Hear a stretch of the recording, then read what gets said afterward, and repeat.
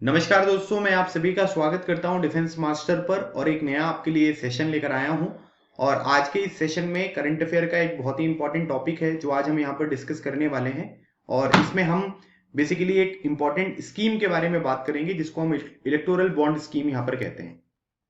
इस स्कीम की सहायता से आप में से कोई भी अगर किसी भी पॉलिटिकल पार्टी को कोई फंडिंग देना चाहता है तो ये काम किया जा सकता है इस स्कीम के सहायता से।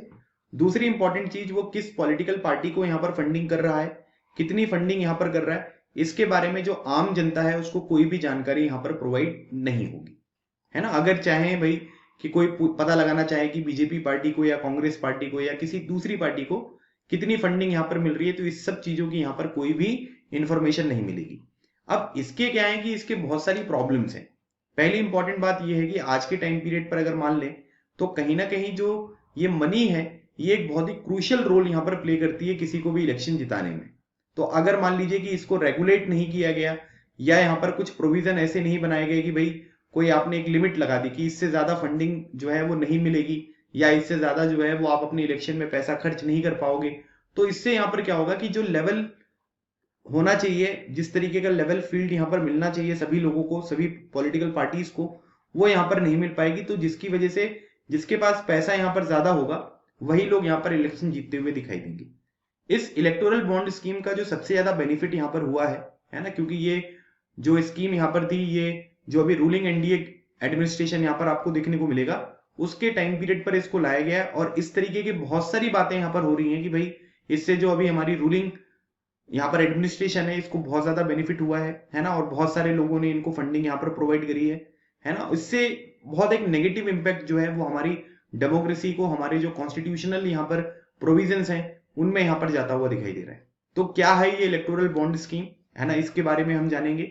और यहाँ पर इस पर्टिकुलर डिस्कशन में मैं आपको ये बताऊंगा कि इलेक्टोरल बॉन्ड स्कीम्स को यहाँ पर क्यों जाना चाहिए, क्यों इसके ऊपर कुछ रेगुलेशन लगानी चाहिए और क्यों ये खतरनाक है। इन सब चीजों के बारे में इस आर्टिकल में डिस्कशन करेंगे।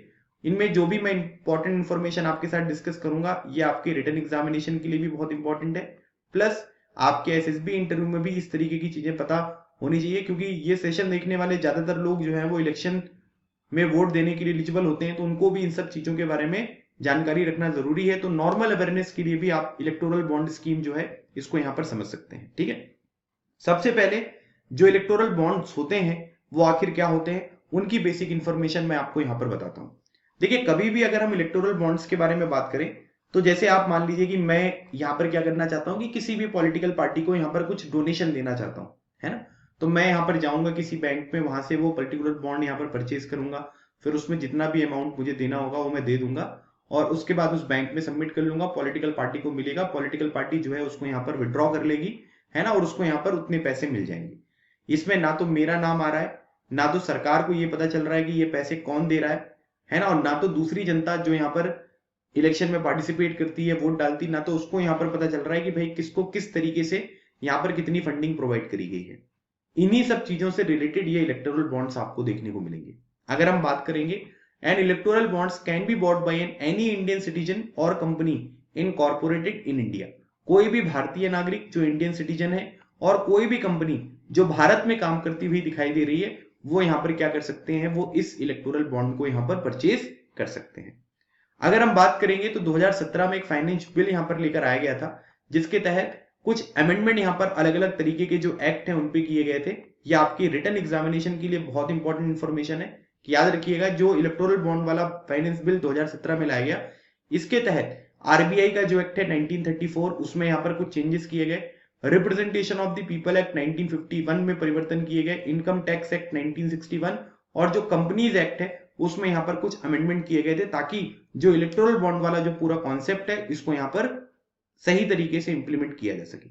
Following this the scheme was notified in January 2018 electoral bond scheme 2018। तो पहले फाइनेंस बिल यहाँ पर लाया गया, उसके बाद 2018 में जो है वो इलेक्टोरल बॉन्ड स्कीम यहाँ पर आपको देखने को मिली। Bearer bonds are known to be untraceable, मतलब कौन यहाँ पर कितना पैसा किसको दे रहा है इस चीज को यहाँ पर ट्रेस नहीं किया जा सकता। अगर आप इलेक्टोरल बॉन्ड यहाँ पर लेते हैं और आप ये चाह रहे हैं कि किसी पॉलिटिकल पार्टी को दो, है ना, तो किसी को नहीं पता चलेगा कि उस पॉलिटिकल पार्टी को उतनी फंडिंग किसने यहाँ पर दी है, और इसी वजह से यहाँ पे लिखा हुआ है कि ये अनट्रेसेबल आपको देखने को मिलेंगे।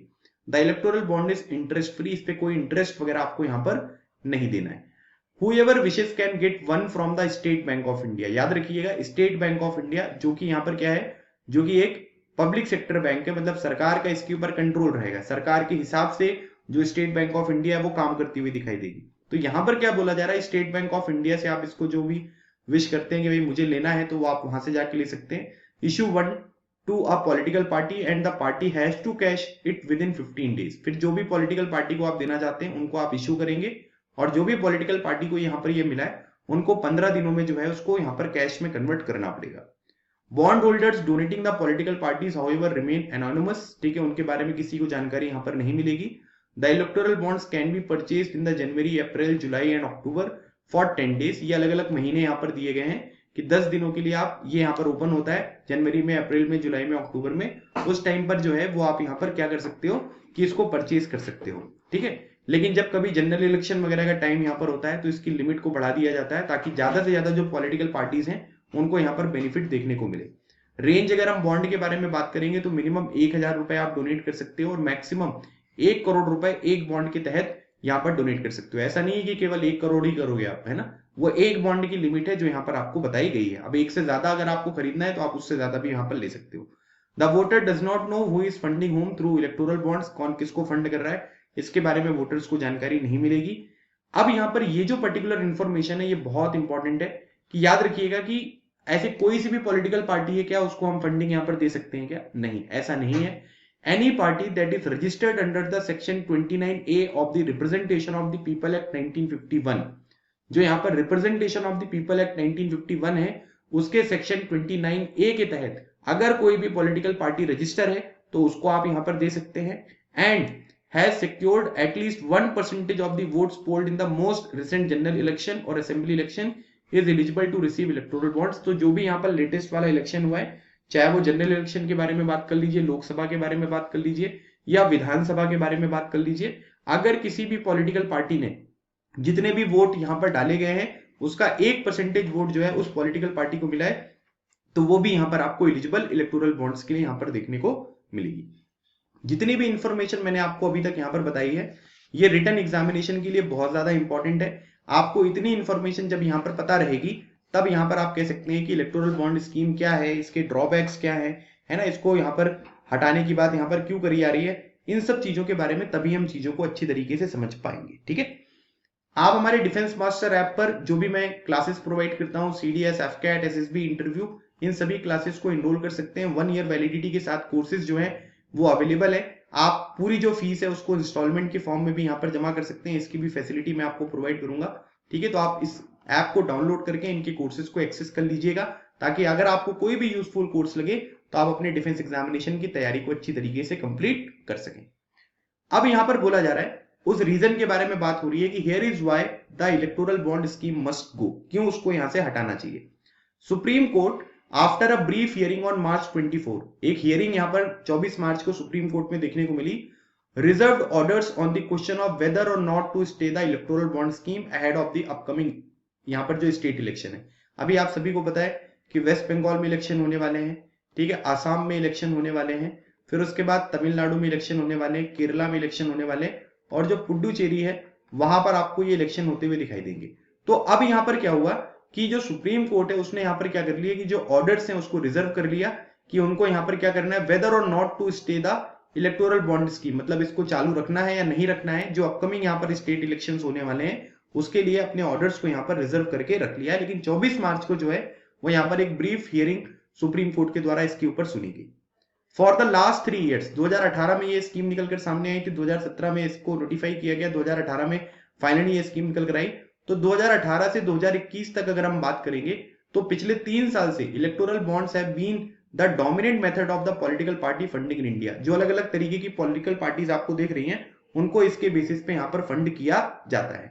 इन their design and operation they allow for the limitless and anonymous corporate donation to the political parties. मतलब आप ये कह सकते हैं कि इसकी कोई लिमिट नहीं है, कितना भी पैसा कोई भी यहाँ पर उस पर्टिकुलर पॉलिटिकल पार्टी को दे सकता है, और बहुत सारे बड़े बड़े इंस्टीट्यूशंस हैं, कॉर्पोरेट्स हैं जो यहाँ पर पॉलिटिकल पार्टीज को डोनेट करते हुए दिखाई देते हैं, जिनके खुद के भी मनसद जो है वो यहाँ पर आपको खराब देखने को मिलेगी। क्योंकि अगर कोई मतलब मान लीजिए कि बहुत बड़ा अमाउंट किसी पॉलिटिकल पार्टी को दे रहा है, तो इसका मतलब ये हुआ कि वो भी यहाँ पर कुछ रिटर्न गिफ्ट उसको मिलना चाहिए कि आप हमारे इस पर्टिकुलर प्रोजेक्ट को यहाँ पर जो है वो क्या करोगे, उसको अप्रूव करवाएंगे, या कोई दूसरा बेनिफिट कुछ भी यहाँ पर हो सकता है। ठीक है, for this reason they are deeply destructive of democracy and violate core principle of the Indian constitution.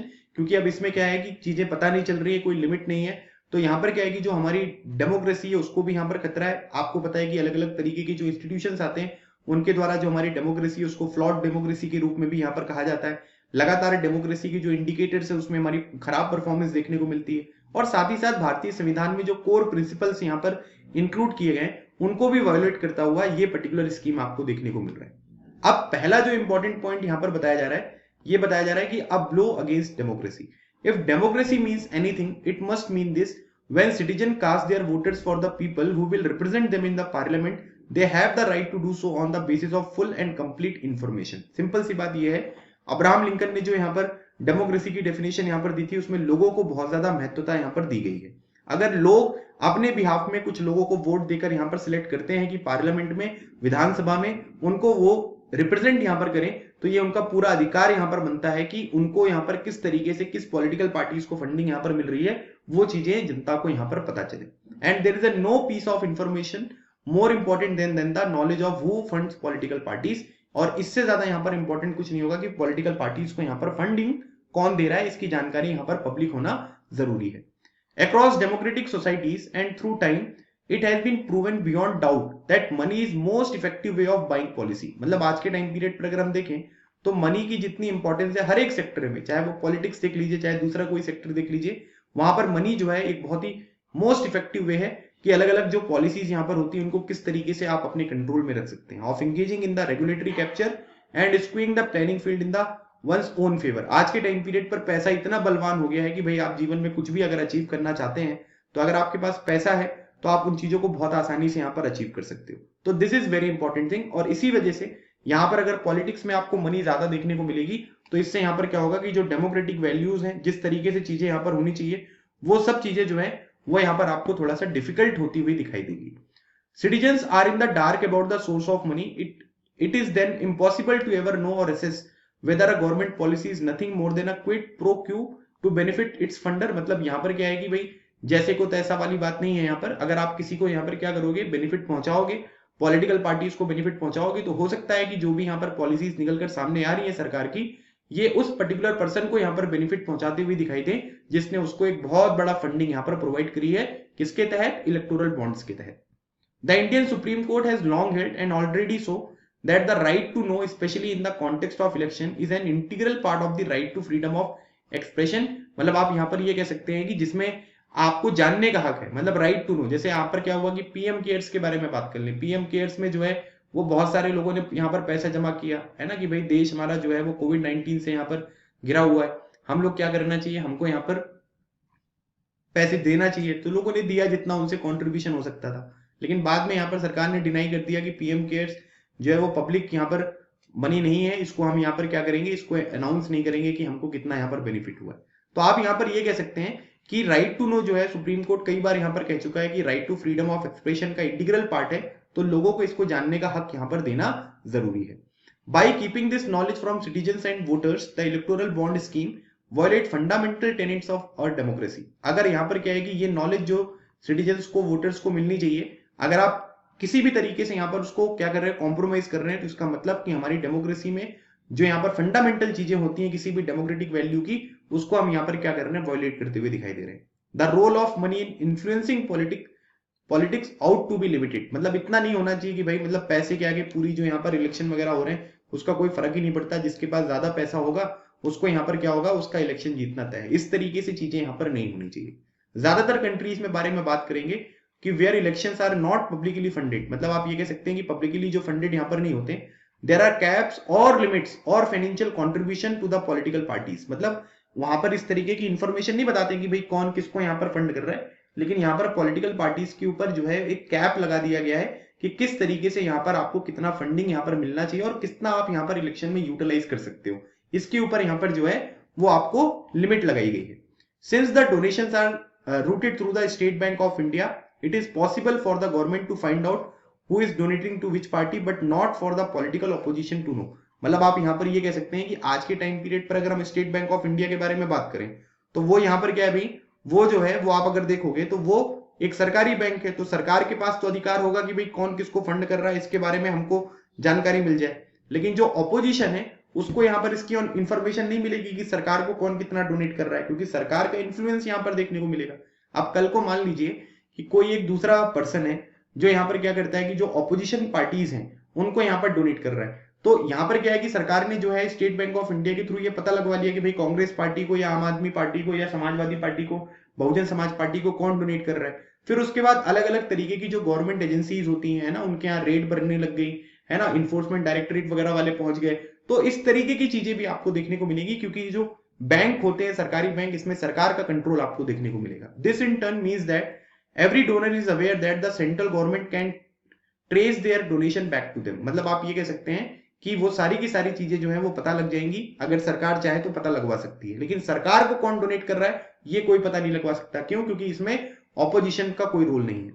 Given India's long standing misuse of investigative agency by which ever government occupies power at the centre, और हम अगर देखेंगे तो क्योंकि जो भी हमारी investigative agencies होती हैं इसमें सेंट्रल गवर्नमेंट का अधिकार होता है, तो चाहे वो यूपीए गवर्नमेंट देखने को मिले, एनडीए एडमिनिस्ट्रेशन देखने को मिले, आप यहां पर ये कह सकते हैं कि उसका मिसयूज उनके द्वारा यहां पर ऑलरेडी किया जा चुका है।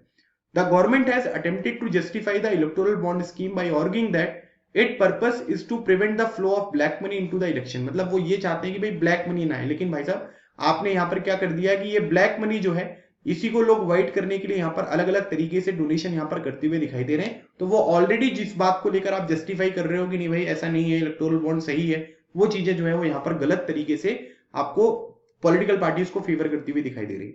अब यहाँ पर क्या है कि जो सारी की सारी रिस्पॉन्सिबिलिटी है वो जुडिशरी की है ना, जितने भी इंपॉर्टेंट यहाँ पर अगर आप देखोगे पिटिशंस वगैरह, केसेस वगैरह है, उन सब चीजों को दरकिनार करते हुए उन सब चीजों के ऊपर यहाँ पर फोकस किया जाता है जो बहुत ही लीस्ट इंपॉर्टेंट आपको देखने को मिलेंगे। One of the most critical function of an independent judiciary in a functioning democracy is to referee the fundamental of the democratic process। आज के टाइम पीरियड पर हमारे देश की जो यहाँ पर डेमोक्रेटिक प्रोसेस है उसको सही तरीके से मेंटेन किया जाए, इसके लिए एक इंडिपेंडेंट जुडिशरी का होना बहुत जरूरी है, क्योंकि वो एक रेफरी की तरह काम करेंगे कि भाई जो लोग हैं और जो उसको लोगों के जो रिप्रेजेंटेटिव हैं उनके बीच में एक प्रॉपर कोऑर्डिनेशन यहाँ पर बन सके। गवर्नमेंट डिराइव करती है अपनी legitimacy from election and it is election that grant government the mandate to pursue their policy goals. मतलब यहाँ पर क्या है कि जो भी उनकी लेजिटिमेसी है वो इलेक्शन में जीत कर आते हैं, और इलेक्शन में जीतने के बाद ही आप यहाँ पर अलग अलग तरीके के जो पॉलिसी गोल्स वगैरह होते हैं वो आप यहाँ पर सेट करते हो। तो इलेक्शन जो है वो किसके द्वारा है? वो लोगों के द्वारा है, लोगों के लिए है।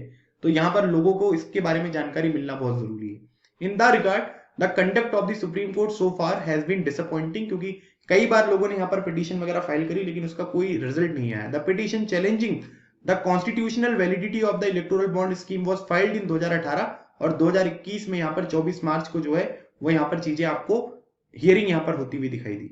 The case which is absolutely vital to a future health of Indian democracy has been left unheard for 3 years। मतलब जो कि हमारी डेमोक्रेसी के लिए सबसे इंपॉर्टेंट यहाँ पर एक केस था, सबसे इंपॉर्टेंट यहाँ पर क्वेश्चन था, वो पिछले 3 साल से यहाँ पर नहीं सुना गया, जिसके ऊपर 2021 में चीजें निकलकर सामने आ रही है।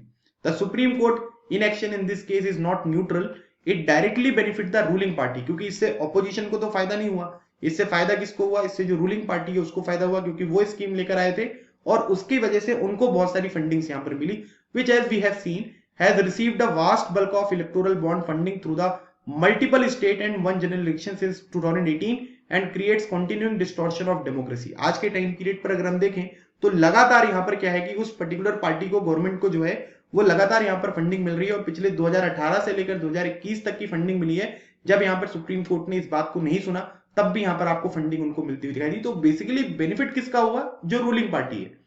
One can only hope that court will stay the scheme so that it does not further distort the coming round of election, जिसकी वजह से पैसों के चक्कर में यहाँ पर कुछ ऐसा नहीं होना चाहिए कि इलेक्शन लोग जीतते हुए दिखाई दे रहे हैं। जिनके पास ज्यादा पैसा होगा वो इलेक्शन जीतेंगे, जिनके पास पैसा ज्यादा नहीं होगा वो इलेक्शन हार जाएंगे।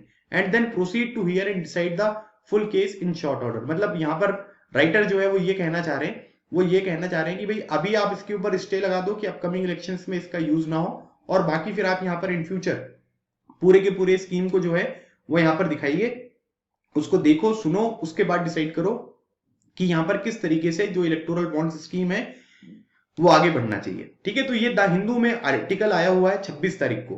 ठीक है, इससे पहले मैंने आपको एक जो है वो इंडिया बांग्लादेश रिलेशन के बारे में भी पढ़ाया, तो वो भी एक द हिंदू का आर्टिकल था। एक ये वाला भी आर्टिकल जो है वो द हिंदू न्यूज़पेपर में आया हुआ है, बहुत ही इंपॉर्टेंट आर्टिकल था। बैकग्राउंड इन्फॉर्मेशन के साथ मैंने यहाँ पर कवर करा है, जो कि आपके एग्जामिनेशन के लिए और इंटरव्यू के लिए प्लस अवेयरनेस के लिए बहुत ज्यादा जरूरी है।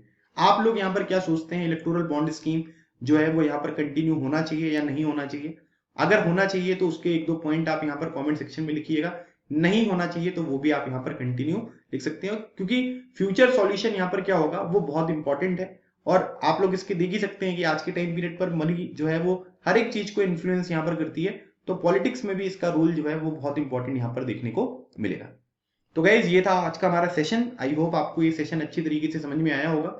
और उसके बाद यहाँ पर ये मेरा कॉन्टेक्ट नंबर है, ईमेल है, अगर आप डिफेंस एग्जामिनेशन से रिलेटेड कोई भी यहाँ पर अपडेट चाहते हैं, कोई भी गाइडेंस यहाँ पर चाहते हैं, तो आप मुझसे कांटेक्ट कर सकते हैं। मिलते हैं हमारे नेक्स्ट सेशन में, तब तक keep smiling and keep preparing.